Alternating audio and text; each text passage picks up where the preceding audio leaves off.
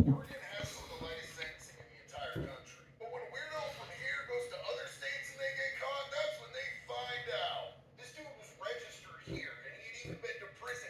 He caught 9 years for doing something to a 9-year-old girl that he should not have been doing, if you catch my drift. He was beating them. Okay, no, that's a lie. Oregon is a no-tolerance state for sex offenders. Here is the Measure 11 background brief. It straight up says, serious crimes against person, Measure 11, originally applied to 16 offenses and has since been amended to include a total of 21.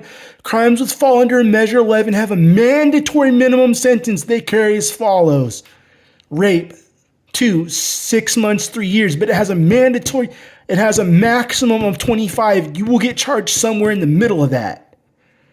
Sex abuse, sodomy, unlawful sexual penetration, those are all 6 years. Rape 1, sodomy 1, 7 years and 8 years.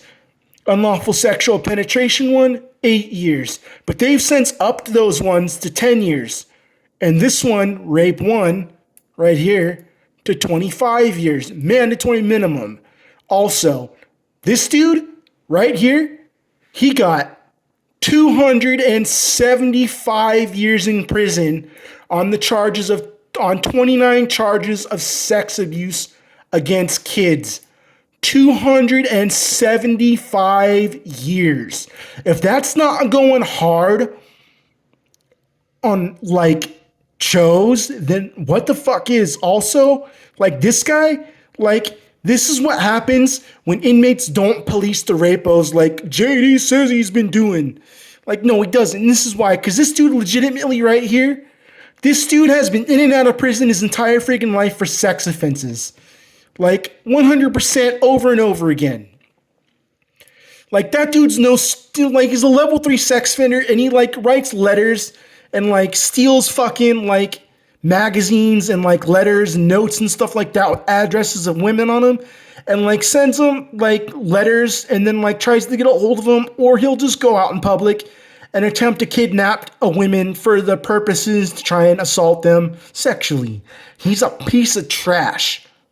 And he recently just came back to my county and was living at the local mission, and a big old notification from the police department, the local county sheriff that we elected, said that he was moving back into this county. We don't fuck around with rapos. The only way you're getting a less charge is if you get a liberal lenient judge. And that has happened once in my entire lifetime of being in Oregon since I moved up here from California when I was a kid.